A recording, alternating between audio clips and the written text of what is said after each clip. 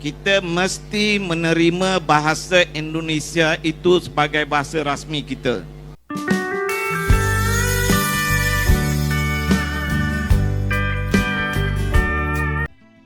Assalamualaikum warahmatullahi wabarakatuh. Halo teman-teman, jumpa lagi di channel ini.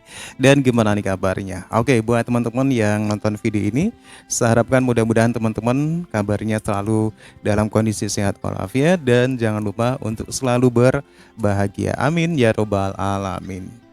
Oke, di kesempatan kali ini saya mau reaksi sebuah video di mana ada profesor Malaysia yang mengusulkan agar Malaysia itu menggunakan bahasa Indonesia saja, dan profesor Malaysia ini mengatakan bahwasanya kamus bahasa Melayu yang di Malaysia itu sebenarnya hanya ganti kulit saja. Isinya sebenarnya isi dari kamus bahasa Indonesia. Oke, seperti apa videonya? Silakan nanti teman-teman bisa berkomentar. Kita lihat dulu. Prof mau lakukan, kalau tongkat sakti itu saya berikan kepada Prof, di mana Prof akan ketuk tongkat sakti ini supaya kerjasama Malaysia Indonesia ini akan lebih diperkukuh? Saya nak dua perkara berlaku. Pertama, kita mesti menerima bahasa Indonesia itu sebagai bahasa rasmi kita. Untuk Malaysia, untuk Brunei, dan untuk negara Indonesia juga. Tidak mungkin kita boleh rapat dengan Indonesia kalau kita terus bercakap dengan bahasa yang lain. Orang Malaysia ni dia suka cakap Indonesia. Kalau kita bawa di Jakarta, belum turun kapal terbang dia dah tak cakap Melayu dah, dia dah cakap Indonesia. So rasa bahasa Indonesia itu sangat universal. Jadi kita boleh terima. Sedangkan di Indonesia pun bahasa Indonesia universal itu ya, umum. Kalau saya pergi Yogyakarta, mereka tak cakap sesama mereka bahasa Indonesia, mereka cakap Jawa kan. Tapi bahasa Indonesia itu kita kena terima. Malaysia mesti berani mengakui bahawa kita kena ubah bahasa kita.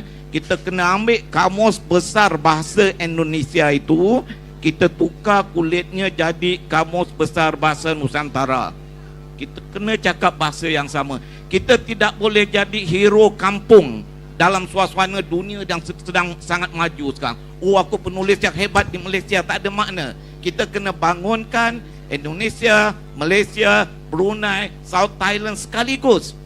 Sekaligus baru boleh menjadi. Ini untuk generasi yang akan datang. Dengan adanya internet, budak-budak kita sudah sangat familiar dengan bahasa Indonesia. Dan saya rasa perkara ini tidak mustahil. Di sekolah pun budak-budak dah cakap bahasa Indonesia sekarang. Kalau di Damansara, mereka juga cakap bahasa Korea. Korea. Kalau di Damansara tu mereka dibesarkan oleh bibit-bibit dari Indonesia. Kawan-kawan mereka orang Indonesia, jadi mereka bercakap bahasa Indonesia. So itu penting. Saya ingat kita kena beranilah buat langkah ini. Ambil bahasa Indonesia yang sedang dituturkan oleh 300 juta manusia itu sebagai bahasa kita. Orang kata mana identiti kita? Forget about identity. Ini dunia yang sangat Malaysia takut kehilangan besar identiti. sekarang dunia sudah ni itu yang pertama, kita kena ubah bahasa kita. Yang kedua, kena ada banyak interaksi fizikal antara Malaysia dengan Indonesia. Kerajaan mesti bagi ITBM 100 juta setahun untuk menyokong kegiatan kita nak pergi Indonesia. Ini kita tak ada duit, duit kita sendiri. Kalau bagi jemaah akhir 100 juta setahun, something will happen.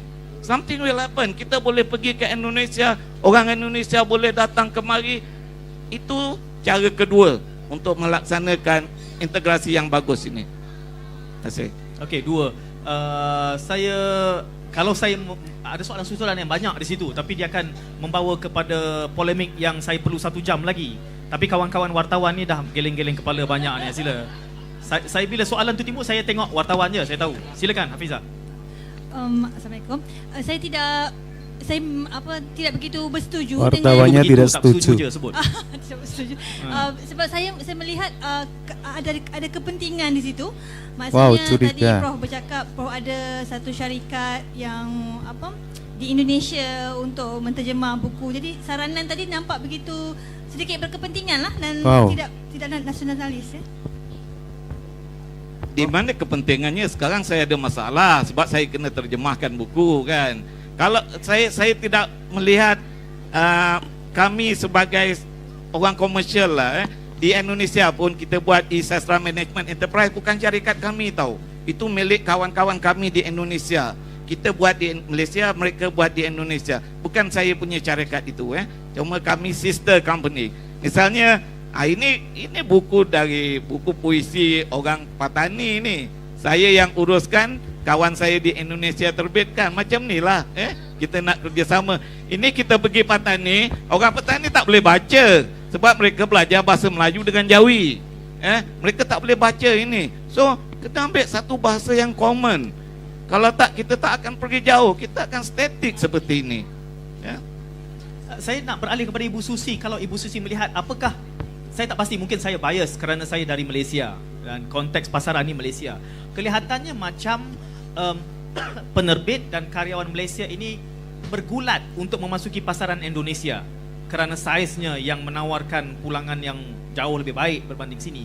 Justru kelihatan seperti sebaliknya tidak berlaku, tidak penting untuk pemain-pemain Indonesia memasuki pasaran kita yang sudahlah 30 juta, membaca bahasa Melayunya pula hanya 10 juta, yang membeli bukunya pula hanya 1.5 juta, dan bukunya pula ada 18,000 judul setahun. Jadi ia menjadi satu pasaran yang sangat tidak seksi kepada pemain-pemain Indonesia. Apakah benar pemerhatian saya? Ya, kalau menurut saya memang kita nggak bisa apple to apple membandingkan. Tapi sebelum itu saya merasa tersanjung juga ya. Kalau misalnya mau seperti beliau tadi sampaikan gitu loh, bahwa bagaimana kalau mereka belajar bahasa Indonesia gitu kan.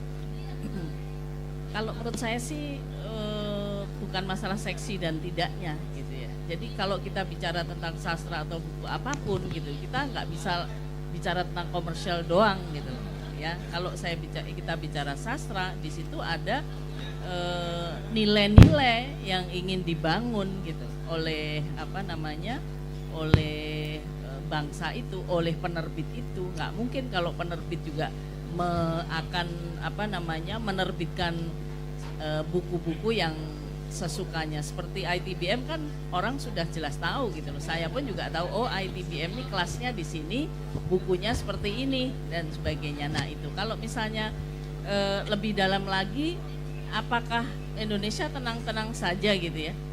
Ya saya nggak bisa juga mengatakan tenang-tenang saja, tapi kalau saya pribadi misalnya dipaksa untuk belajar bahasa Malaysia gitu secara kusuk gitu saya, cara ini saya kan butuh waktu juga gitu kan, apalagi generasi di bawah saya, jadi agak sulit juga gitu ya.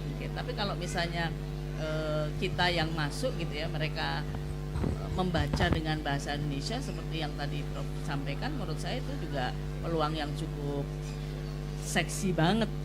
Oke teman-teman, demikian ya. Pernah ada satu usulan dari seorang profesor Malaysia tentang penggunaan bahasa di Malaysia, di mana Malaysia diusulkan agar menggunakan bahasa Indonesia dengan pertimbangan penutur bahasanya yang sangat besar, dan bahasa Indonesia ini sangat universal, dipakai oleh seluruh rakyat Indonesia, dan juga agar Malaysia menggunakan kamus bahasa Indonesia tetapi hanya diganti kulit luarnya saja. Ini satu usulan yang pernah dilontarkan oleh seorang profesor Malaysia, tapi nampaknya ada yang tidak setuju karena ada satu kepentingan di sini. Tetapi nyatanya sampai sekarang pun Malaysia tidak memakai bahasa Indonesia. Berarti hal ini tidak diterima. Malaysia masih mempertahankan untuk memakai bahasa yang dipilih sebagai bahasa nasional, bahasa resmi, yaitu bahasa Melayu. Tetapi dengan keberadaan bahasa Melayu sebagai bahasa resmi, bahasa nasional di sana, ini pun masih banyak permasalahannya, di mana bahasa Melayu sebagai bahasa nasional di Malaysia sampai sekarang pun belum bisa menyatukan